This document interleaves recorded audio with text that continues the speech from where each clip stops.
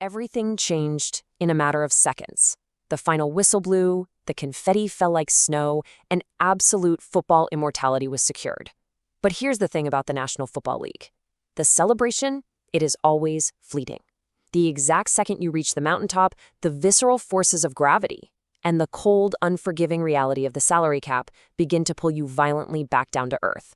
Welcome to this NFL Nexus explainer. If you want to understand the true, brutal mechanics of building and, more importantly, defending a dynasty in the modern NFL, well, you're in the exact right place. Before we get into the heavy stuff, make sure to subscribe to the channel, hit that like button on this explainer, comment down below with your thoughts, and absolutely support the channel by becoming a channel member as we go along. Your support lets us do these deep dives. Okay, let's really dive into this. We're looking at the Seattle Seahawks. They achieved the ultimate goal, but right now, today, they face the ultimate crisis. Because defending a championship, it's never just about running it back. It is about surviving the fallout. Super Bowl LX champions. I mean, it is the ultimate high. Just a few months ago, this exact team stood at the absolute pinnacle of the sport. Try to really put yourself inside that locker room for a moment. The smell of cheap champagne mixed with sweat, the deafening, echoing roar of victorious athletes who just pushed their bodies to the absolute limit, the sheer, undeniable physical weight of the Lombardi Trophy being passed from calloused hand to calloused hand. They didn't just win a title. They ran the table in the postseason, proving themselves to be the undisputed kings of the football world. It was a monumental achievement, the kind of victory that literally cements legacies in stone and builds bronze statues outside of stadiums.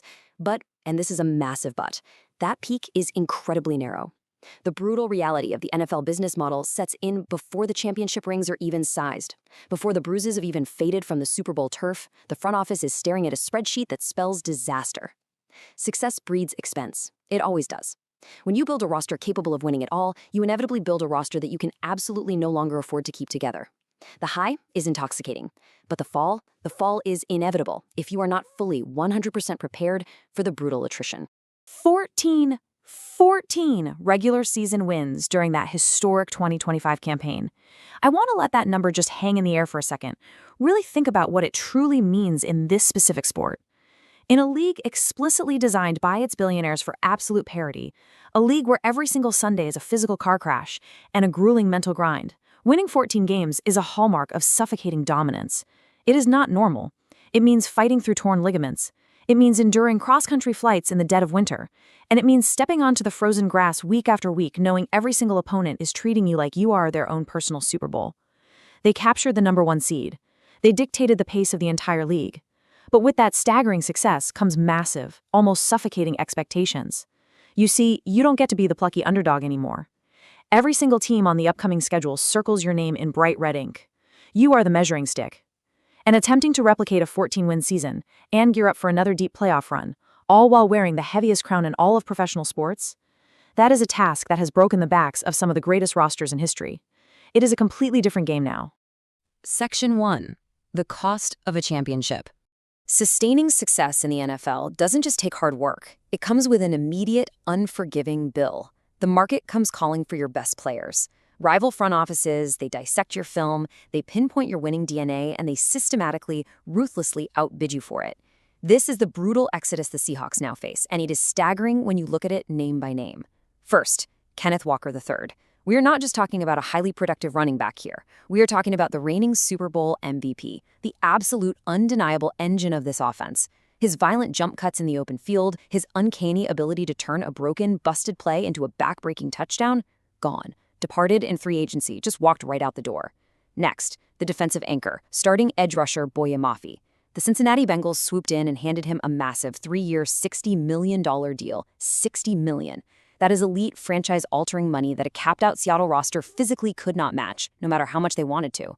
Mafe's raw power off the edge, the terrifying way he could collapse an entire pocket with a single bull rush, it belongs to someone else now. And finally, Kobe Bryant, the highly instinctual safety who served as the critical nervous system of their defensive secondary. He also departed in free agency. We are looking at a foundational earthquake here, guys. You cannot simply plug and play mid-round rookies to replace a Super Bowl MVP, a $60 million defensive disruptor, and a secondary general. The foundation of this potential dynasty has been severely, severely compromised. Section 2. Revamping the Seahawks offense. With the undisputed stars out of the building, the remaining offensive players are violently shoved into a blinding spotlight. The margin for error? It vanishes overnight. The crushing burden of replacing that undeniable star power falls squarely on the shoulders of players who have, up until now, kind of hidden in the shadows of greatness. And nowhere is that pressure more intense than at the tight end position. Let's look at Elijah Arroyo. He was drafted in the second round in 2025 with significant draft capital. He was supposed to be the guy, the dynamic, matchup nightmare pass catcher who would keep defenses up at night. But the reality of his rookie campaign was completely different from the hype. Just 15 receptions for 179 yards and a single solitary touchdown. Think about that for a second. Over an entire season. Imagine the intense pressure inside that tight end film room, reviewing tape of dropped passes on crucial, drive-extending third downs, watching missed blocking assignments in the trenches, feeling that visible, crushing frustration on the sidelines as he struggled to process the sheer speed of the professional game. Now, contrast that with A.J. Barner. Barner emerged as a reliable security blanket this team needed, hauling in 52 receptions for 519 yards and 6 touchdowns. Barner figured it out. Arroyo has the elite physical pedigree. He has the raw, unteachable potential. But in 2026, potential absolutely does not win football games. Production does. The offense desperately needs Arroyo to live up to his second-round draft billing, to provide that explosive, middle-of-the-field option they are suddenly lacking. The psychological and physical pressure on this young man right now is absolute. He has to step up. But look, we have to be honest here. The skill positions, the tight ends, the receivers, they are utterly meaningless if the gigantic men in the trenches fail. And that brings us to a deeply alarming metric, 40.8. Let that number sink in. This is right guard Anthony Bradford's pass protection grade from Pro Football Focus for the 2025 season, 40.8. In the National Football League, if your interior offensive line is collapsing, your entire offensive scheme dies on the vine. It's over before the play even develops. Think about the visceral terror of a 40.8 pass-blocking grade from a quarterback's perspective. It means 300-pound defensive tackles crashing completely unblocked right through the A-gap.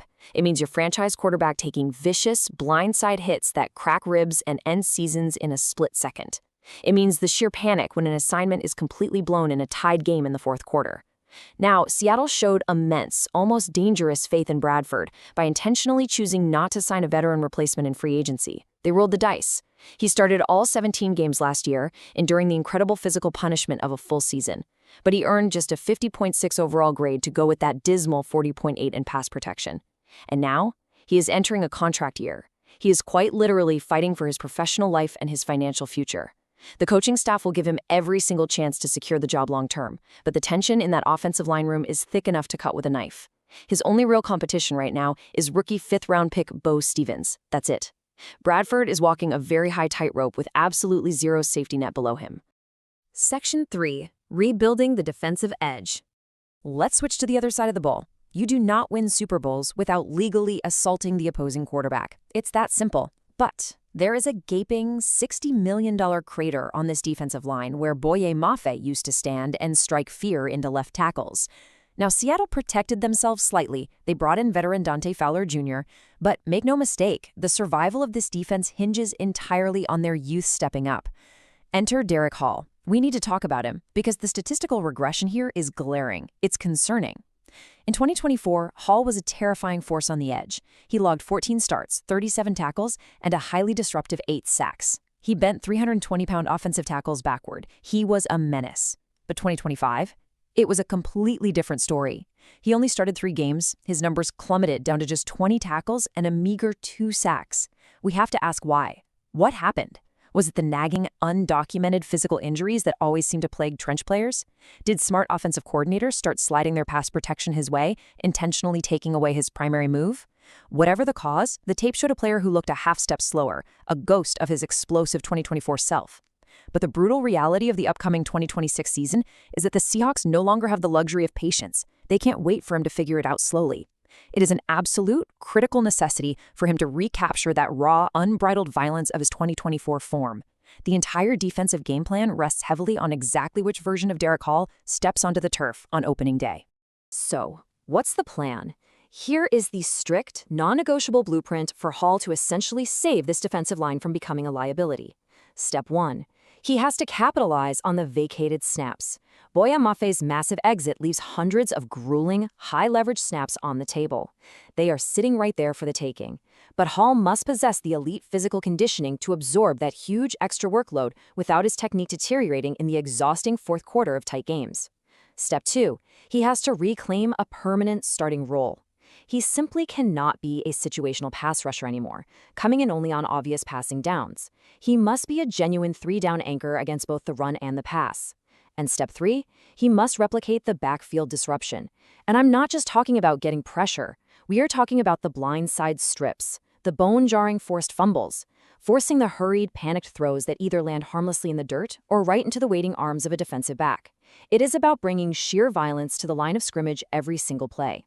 If Hall fails to execute these precise steps, opposing offenses will ruthlessly, mercilessly exploit the edge of the Seattle defense until it completely breaks. Section 4. The Special Teams X Factor. Now, in a league often separated by agonizing inches, special teams can literally be the difference between hoisting a ring and suffering a devastating early playoff exit.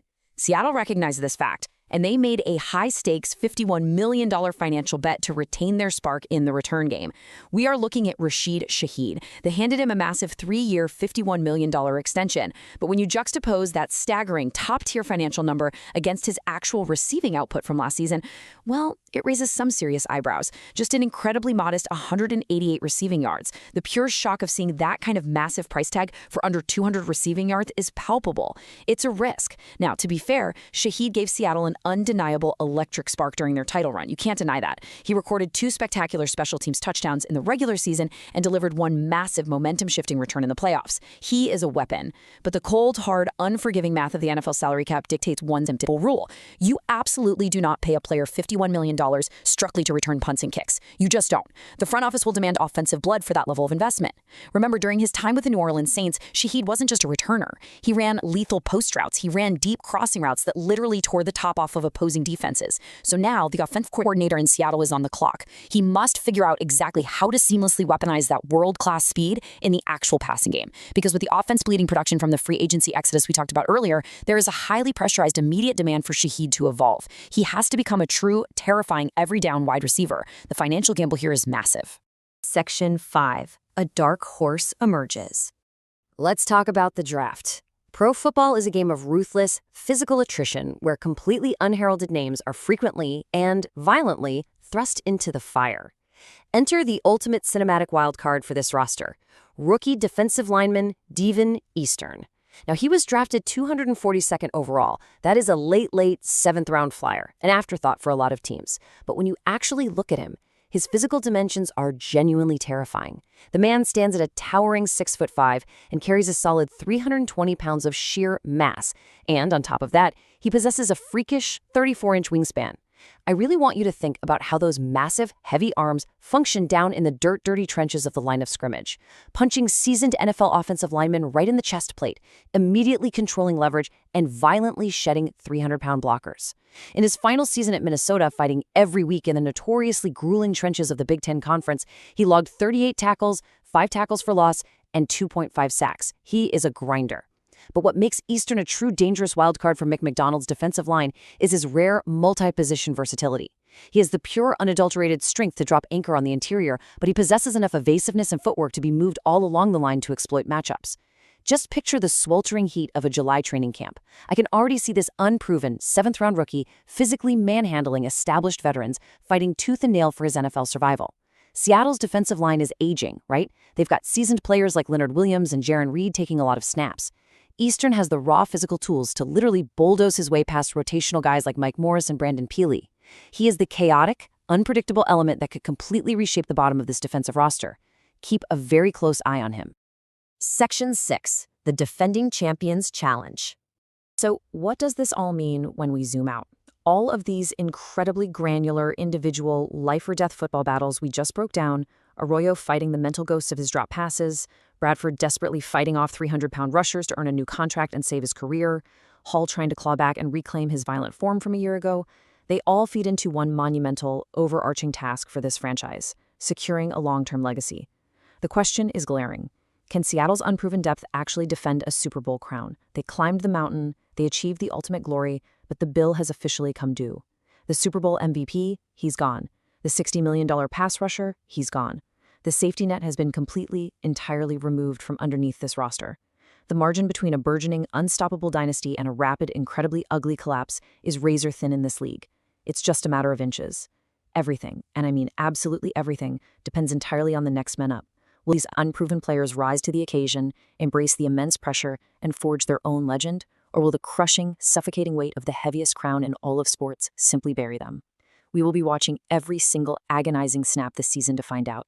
Thank you so much for joining me on this incredibly deep dive. Remember, you are watching NFL Nexus. If you enjoyed this explainer, make sure to subscribe to the channel right now, hit that like button to help us out in the algorithm, and definitely let us know down in the comments if you honestly think this specific roster has what it takes to repeat as champions.